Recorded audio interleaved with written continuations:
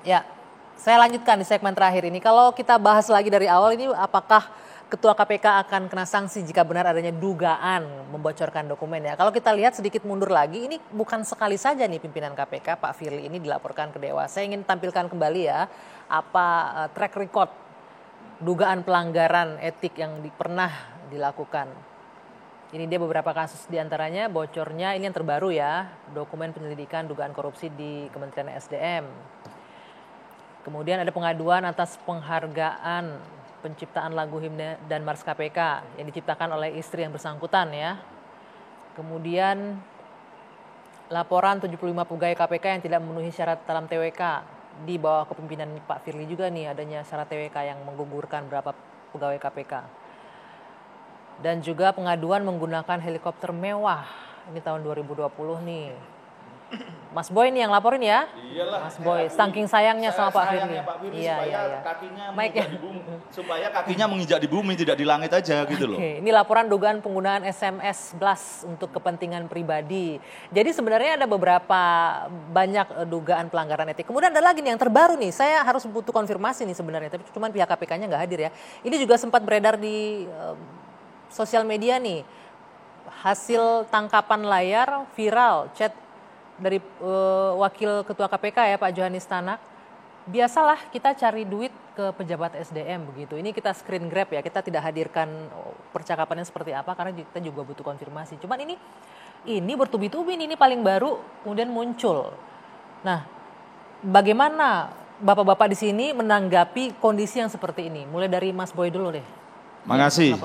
Saya ini kan dalam konteks mensukseskan programnya Pak Jokowi untuk mengurusi tata kelola tambang yang baik supaya mensejahterakan rakyatnya. Dan saya termasuk yang melaporkan beberapa case itu dan berharap KPK mampu membongkar itu. Tapi harapan malam ini agak susah gitu. Terus saya mohon pada Pak Ngabalin gitu, karena KPK sekarang ini bagian dari eksekutif. Untuk pendidikan masyarakat juga, kalau diundang itu usahakan hadir. Tolong Pak Ngabalin, KPK disentil dikit lah supaya hadir ketika acara-acara begini supaya berimbang ini. Kita ini kan sebenarnya tidak suka seperti seakan-akan tadi misalnya dianggap mengecap pengkhianatan, jangan terlalu tergesa-gesa dulu. Saya hanya menyatakan peristiwanya, saya tidak pernah nuduh orangnya. Sehingga laporan saya itu juga tidak pernah mempublikasikan siapa yang saya laporkan. Dan saya pun ini bagian dari supaya tidak dituduh kanan kiri, saya ini pengen melihat kamera ini. Saya tantang Pak Firly untuk menyelesaikan kasus Formula E dalam 2 bulan. Untuk ditingkatkan ke penyidikan. Dan pimpinan KPK menyatakan itu, tidak harus menunggu dari bawah. Nah, kalau 2 bulan nanti tidak dilakukan tingkatkan penyidikan, akan saya gugat pra-peradilan KPK supaya meningkatkan itu penyidikan, supaya terbuka semua apa yang terjadi terkait dengan Formula E ini. Jadi ini supaya saya tidak dituduh kanan kiri ini, saya netral-netral aja kok. Oke, Bung Ngabalin, responnya Bung Ngabalin ini mungkin bisa disampaikan nih sebagai bagian dari eksekutif katanya begitu. Dan bagaimana pula Anda melihat banyaknya rentetan Pak Firly yang dilaporkan ke Dewas?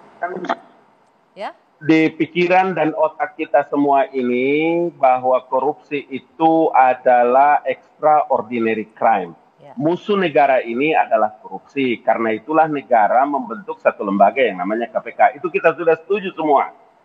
Tetapi yang saya selalu mengatakan itu, kalau dari setiap periode ke periode begini cara kita dalam menyelesaikan permasalahan, kita belum tahu duduk perkara sesungguhnya apakah benar apa yang dituduhkan oleh teman-teman atau tidak. Tapi orang ini sudah dituduh, Pak. Orang ini sudah dibilang pengkhianat. Orang ini sudah dibilang pelanggaran segala macam. Orang punya anak, orang punya istri, orang punya keluarga, brother. Saya mau supaya kita bersabar, kemudian proses ini berjalan, sambil teman-teman tetap mesti mengontrol. Tapi kalau mereka ada di pinggir jalan, kemudian dengan spanduk, dengan pamflet, juga tidak apa-apa.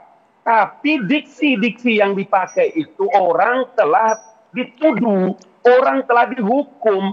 Bagaimana bisa orang kita menghakimi orang? Kita menghakimi orang tanpa kita pernah mengadili dia. Baik. Itulah yang menurut saya kita tidak terlalu adil dalam melihat perkara-perkara yang terjadi dengan apa yang diduga oleh teman-teman. Oke, baik. Itu, Bung. Saya tidak pernah menyebut nama dalam melaporkan dugaan-dugaan ini. Saya melaporkan peristiwanya. Ya, kalau Boyamin, ya cuma saya bilang kalau tadi menggunakan kata pengkhianat, Begitu juga kemarin orang pengkhianatan demonstrasi. atas peristiwa, bukan pengkhianat. Kalau pengkhianat orangnya, saya kan ngomong pengkhianatan Pak Mukhtar. Mantan wakil ketua dan lain-lain sebagainya. Mendesak orang mundur karena diduga pelanggaran atau disebutkan sebagai dijantung, pengkhianat dan macam-macam. Menurut saya itu tidak terlalu bagus sebagai orang-orang yang terpelajar, orang-orang yang bekas memimpin KPK.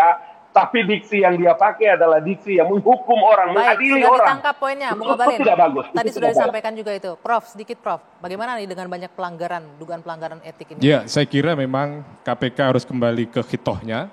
Dan orang-orang yang di KPK itu mestinya adalah manusia setengah dewa. Bagaimana kemudian bekerja betul-betul dengan independen dan tidak ada unsur-unsur politik yang dalam proses menjalankan tugas maupun kewenangannya. Untuk itu proses yang terjadi sekarang ini kita tunggu agar semuanya berjalan secara transparan, secara akuntabel, baik mekanisme etik maupun mekanisme pidana, supaya memang KPK betul-betul bisa kerja secara produktif, efektif dan efisien dalam memberantas korupsi di Indonesia ini. Baik, terima kasih Prof. Sedikit, Mas Yudi, sebagai orang yang pernah di dalam, mantan penyidik, apa ini yang Anda harapkan? Apalagi masih sebanyaknya. mencintai KPK kan, Yud? Wah, saya 1000% masih mencintai KPK, mencintai pemberantasan korupsi gitu kan. Jadi apa yang kita lakukan ini sebagai wujud cinta kita bahwa KPK adalah lembaga yang bertugas memberantas korupsi itu yang pertama. Kemudian kedua, saya melihat bahwa kegaduhan ini kan terjadi karena perbuatan dari pimpinan KPK. Baik itu konflik dengan eksternal maupun dengan internal, termasuk juga kemarin pegawai walk out gitu kan. Saya pikir zaman saya jadi ketua wadah pegawai KPK nggak pernah saya walk out, ya kan, artinya kepercayaan pegawai pada pimpinan KPK kan itu sudah di titik nadir dan kita harap bahwa persoalan ini akan selesai, ya, Dewas akan menyelesaikan tugasnya, kemudian kepolisian juga akan menuntaskan kasus ini. Seperti itu aja harapan dari saya, Mbak. Baik, terima kasih Bapak-Bapak sudah hadir bersama saya malam hari ini. Bung Ngabalin, terima kasih atas waktunya. Kita berharap yang terbaik tentunya tidak hanya untuk KPK tapi juga untuk pemberantasan korupsi di negeri ini. Saya Dwi Anggia, saya tutup 2 Sisi malam hari ini. Selamat malam, sampai jumpa.